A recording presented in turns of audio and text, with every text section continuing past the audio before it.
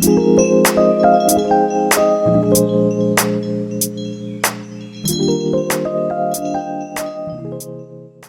everyone, welcome back to my channel, Budget with Love. Today we're going to draft up our budget for our first week pay of December. So if that's something that you're interested in, please stick around. And without further ado, let's go ahead and get started.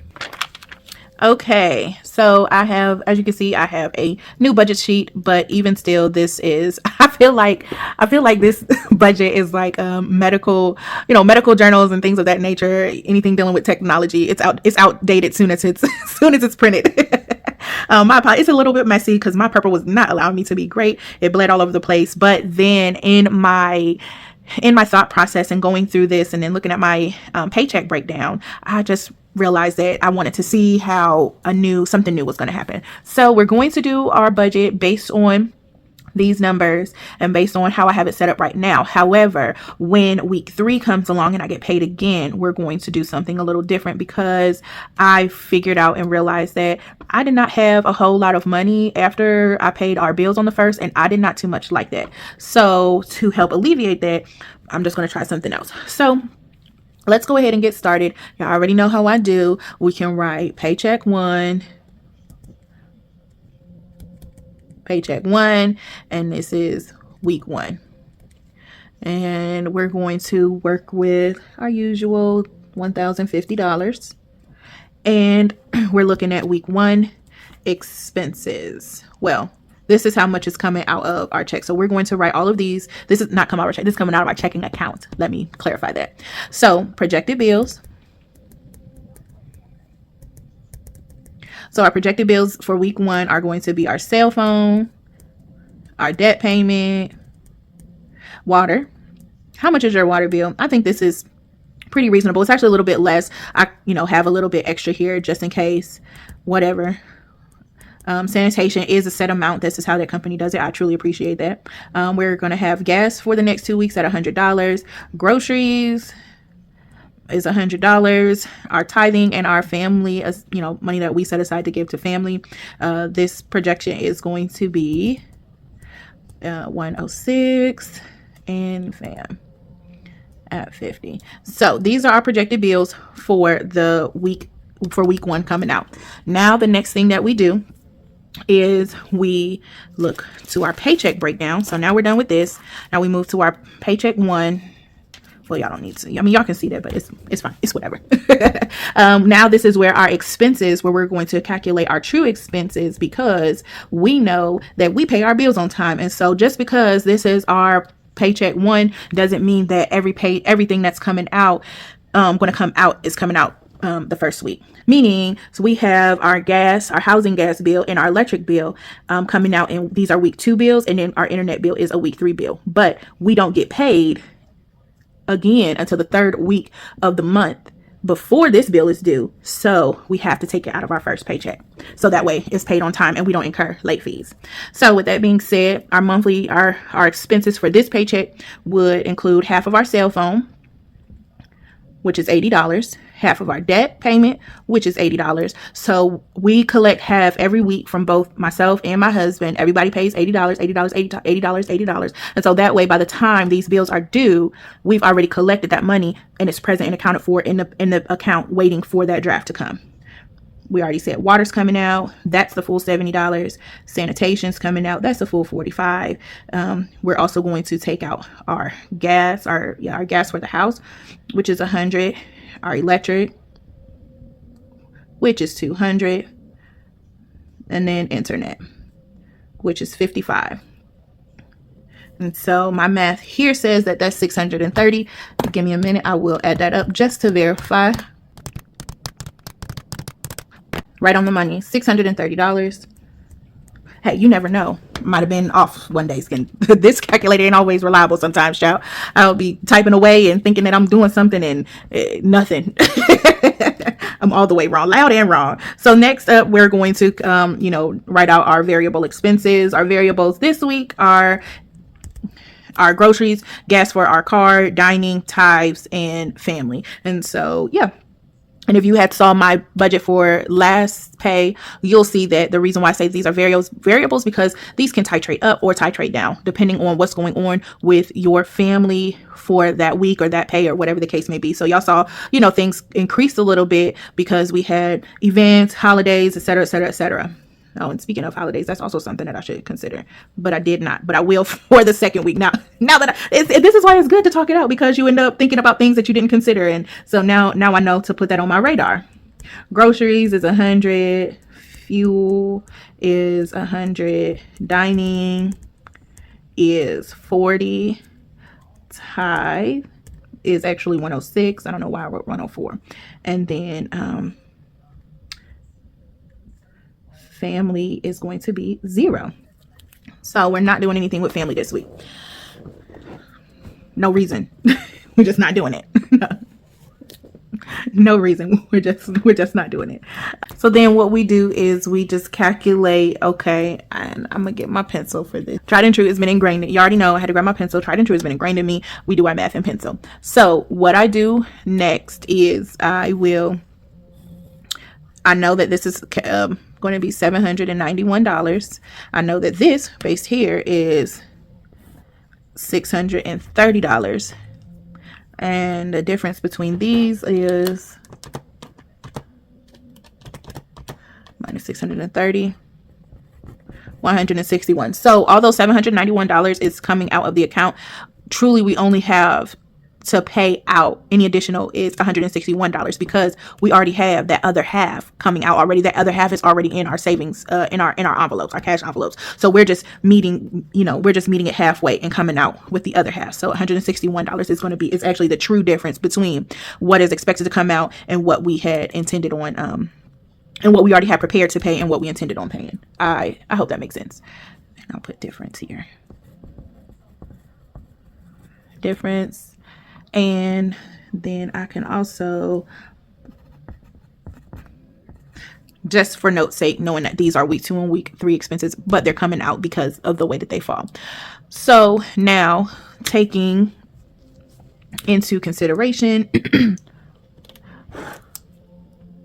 1,050. Oh, I can't. 1,050 minus 630. That leaves us with $420. That leaves us with $420 left over. And so now we look and see.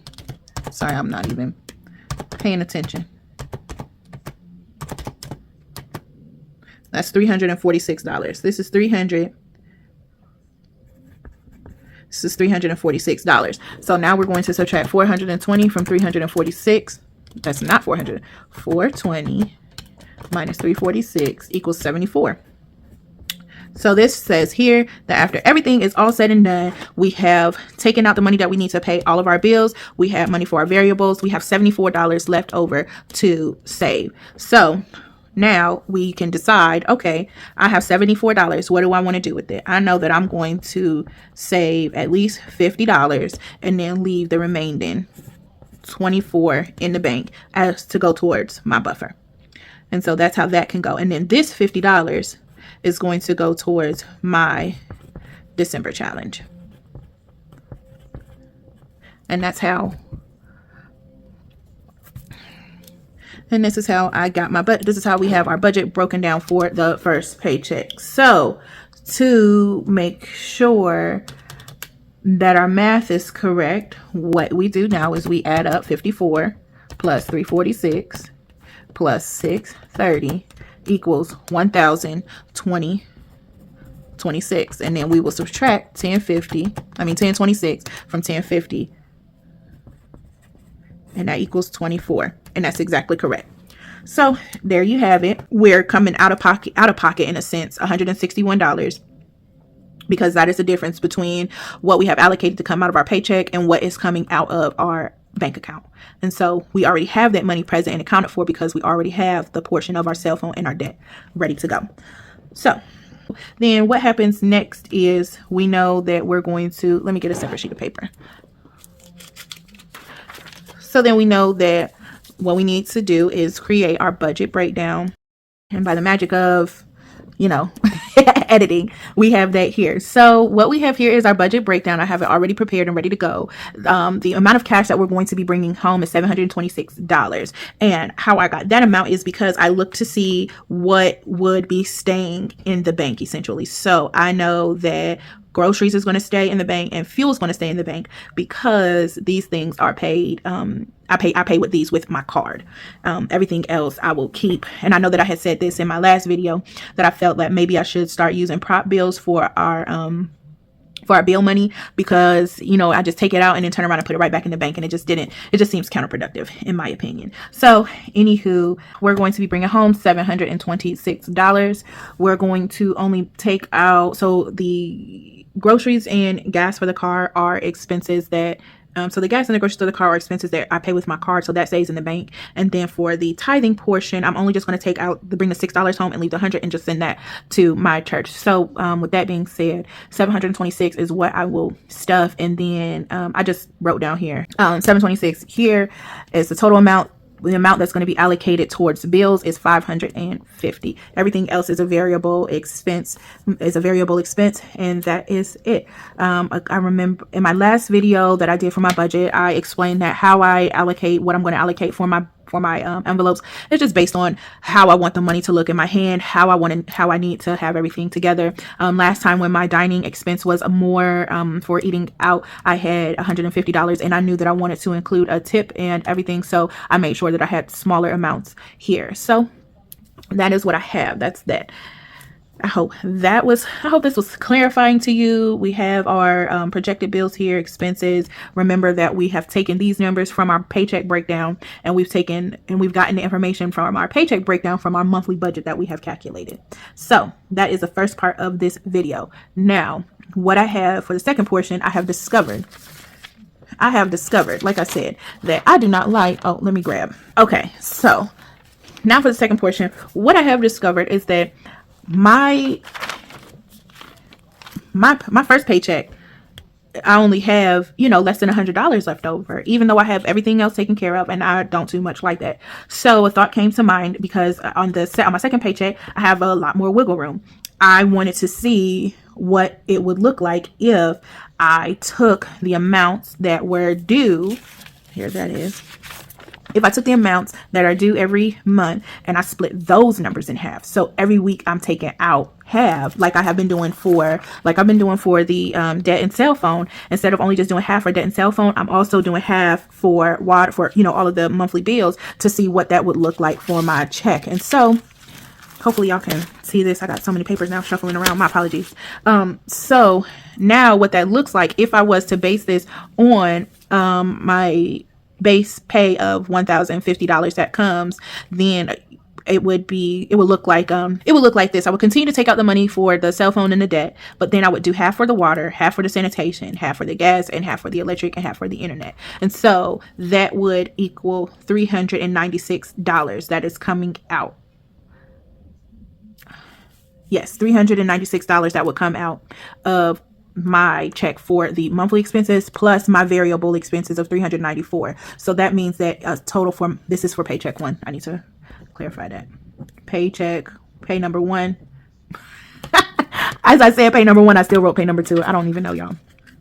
Let me wipe this out here. So this is paycheck one, and then this would be for pay number two. And so $790 would be coming out of my check, and that would leave me with wiggle room of $260 versus $26. And then coming here on my paycheck number two, still doing the debt, still doing the cell phone. This is half of our insurance. Then again, we go back to the subscriptions, and then we have the half of the water, half of the sanitation, half of the gas, half of the electric, and half of the internet. And so our projected expenses for the second paycheck is $404. So that would equal out to $557, adding that to our 404 expenses, and that would come out to $961. So I feel like, so this would leave my wiggle room as $89. So I feel like in a sense, the decrease in available funds has switched, but even still they have switched. So versus me not having a whole bunch of wiggle room in the first portion of the month, I would not have as much during the second portion of the month. However, even though this number has decreased, it's still more than $26. So even though it's not as much as it was with the 325, I now have this amount. I still have this amount. So I'm still thinking about that. I'm going to try it next paycheck to see how it goes, because I also still have to keep in mind that I do have savings goals that I want to, want to work out. And I mean, they will come more than likely come out of this check, and we'll see. I just feel like I can't really win for losing. And who knows, maybe I might take half of the bills out on this pay and half of them out on this one and see how that works.